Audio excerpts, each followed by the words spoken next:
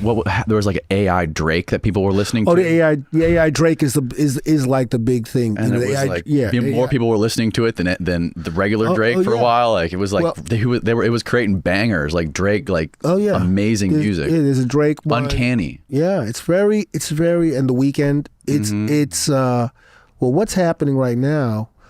Okay, when sampling first came in, like the Akai S900, the SP12, all those early samplers have revolutionized hip hop. I mean, and rock and roll, bands like Pink Floyd have been using tapes. King Crimson been using tapes. Like the Mellotron is basically a keyboard that plays recordings of violins, and it's got this whole nostalgic feeling because it's got these old tapes of violins, and when you hear it, you get this emotional feeling from it because it's like violins from an old movie. It's a very specific kind of thing. When I Feel For You, the Chaka Khan tune came out, they incorporated a bit of Stevie Wonder playing fingertips. He was like 1963 or whatever. He was like a kid. He was a kid, and it's this incredible moment of this nostalgia of hearing Stevie as a young kid with his voice is all high, and it's an emotional moment. It's messing with your emotional attachments. Yes, nostalgia. Nostalgia is a thing, right? So then it started to come out, Public Enemy, De La Soul, De La Soul in particular, 3 Feet High and Rising. Prince Paul produced that, and there was no law. There was no real legal framework, and a lot of the artists let it go. Like Hall & Oates and man, go for it. They didn't respond to it. There's all kind of stuff in there. And then the Turtles, they tried to use a bit from the Turtles, and the Turtles said nope. And that was the beginning of the legal, pushback. Mm-hmm. And that's when the whole thing about samples had to be cleared. And, if you use a sample, if the sample's part of the hook, then the artist can say, I'm a co-writer. Fair enough. So there was that. And it actually became a situation where it became almost class-based in the sense that the richer artists, the artists with more money, could afford to pay the bigger licenses. They could, because So if you're in the mix and your budget is $500,000, $1 million, you can go to a Broadway show and grab a hook and pay off the license. Whereas an artist that's broke, a backpacker, can't clear that sample, right? So it's already the legal framework created a tiered experience. Mm-hmm. Like the small fry could get shut down, but if you're already in the mix, you're good as gold. And people gain that system too with record labels and lawyers. They gain the system. Like there's a lot of recent in the last couple of years, a lot of like really popular hip hop songs that have come out that have sampled some older songs. And what they do is they'll see it's hitting the top charts. They'll let it run for a couple of years, let them make a bunch of fucking money, and then hit them with the lawsuit. Exactly. And there's a whole thing about sample forensics, loop forensics. I mean, there's a whole coterie of people that's all they do is that they listen to songs. I remember DJ Premier got really upset. There was a dude that was like, he had a website where he would go. And that break is from here. That break is from there, because, people who are OCD, that's who OCD hip hop fan is going to be like, I know that break. Wait, that snare drum, man. That snare drum is from da-da-da-da. That's not Stubblefield. That's da-da-da-da. That's Jabbo. Da-da-da. And they'll go back and they'll say, no, this is the break. That's the break. Use that. And the DJs are getting like, yo, you violate. You exposing, and it's like, people go, oh, okay. No, that was Isaac Hayes produced that. Da-da-da-da. This, that. Yeah. So there's that. So this thing now, there's legal framework, and there's a kind of an ecosystem was established over many lawsuits and over many years, and blah, blah, blah. What's happening with the voice modeling? Yeah. And taking I don't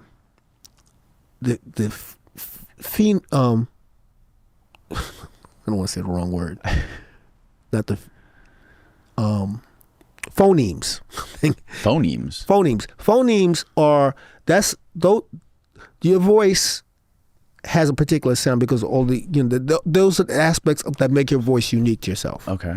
Right. And now the idea of modeling phonemes and being able to like talk into a mic, you talk into the mic, but another person's voice comes out. Like that is here.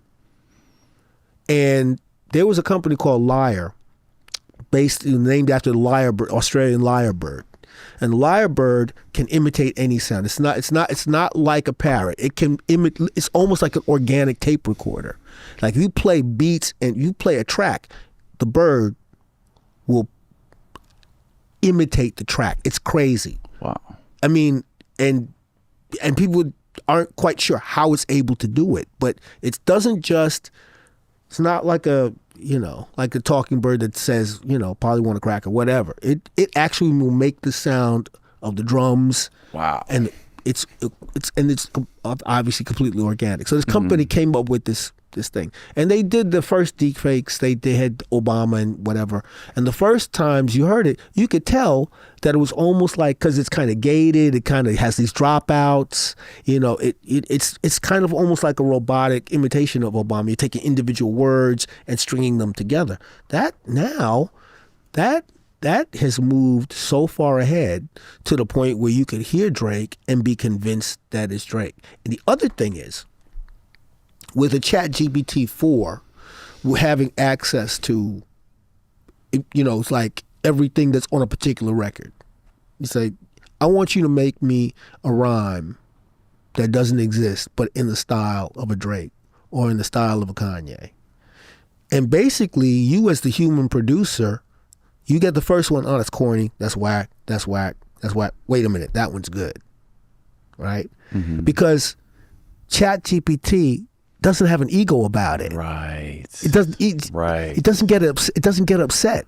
It doesn't get upset if you say, "Yo, that's whack." It doesn't care. It just will do it, right? As opposed to a human collab where someone could be in their feelings about, "Yo, man, that rhyme is whack." It doesn't react like that. In fact, each time you say the rhyme is whack, it's grateful because you're training it. So each time you reject it, it's the almost exact opposite effect of dealing with a human collaborator on a level. It doesn't have an ego. Mm-hmm. It's not like, hey man, well, Bob, it's not arguing with you. It's not arguing with you. In fact, each time you say, you know what, that's not right, it's like, oh, cool, thank you. Right. So this thing that's happening is, we have a finite. Say you wanted to do a Bob Dylan, a song that Bob Dylan never wrote, but you want to write a Bob Dylan lyric. You could say, well, you know what? I want to go from Highway 61 Revisited to Nashville Skyline. It's a finite number of records. It's a finite number of words. It's a finite number of subjects. It's a finite number of whether he wrote it from the first person or third person perspective. So the chatbot has all of that and will mix and, cut and paste and not even do that. You see, that's one of the things that's really weird because, see, the first kind of chess computing things, well, it has like a memory bank of all of the chess games, right? And can go like that. This is not like that. You just tell it the rules of chess, and literally what it's doing is that it's doing trial and error. You make a move, it's not going back. It's not looking at Paul Morphy. It's not looking, at Bob. It's not going at Bobby Fischer. It's not doing that. Yeah. What it's doing is it's trial and erroring and going, oh, try this. Right. And when you respond, it goes, okay, that. It's doing it in real time. And that's the difference. So if you make up, say, it not only, imagine this, it not only has access to, say, Bob Dylan's lyrics from Highway 61 Revisited to Nashville Skyline, it could also have access to everything the critics wrote about those records. Right. So it could have access to reactions to those things. That's the thing that people got to have to grasp. It says, okay, so how do the critics respond to da da da da? So it's not only taking into account the words, it's taking into account the reactions, and can average out what was reacted to and make up a song that didn't exist, that a critic that wrote about it would dig. Right. And then it presents it to you, and then you go, oh, that's whack. Or you go, man, that's the thing about these things. It's the problem. It's almost like it's what we wish we could do. That's it. It's not about, it's kind of, how can I put it? It's the problem isn't when it's whack and corny. That's not it. It doesn't care. And you can tell it, you're whack, you're corny. It doesn't care about that. Right. The issue is when you go, yo, that's dope. That's where the issue is. The issue is when the thing that's going to go down with artificial artists or what have you, it's not about when it's cheesy. It's about when it's dope. It's about when it is actually moving.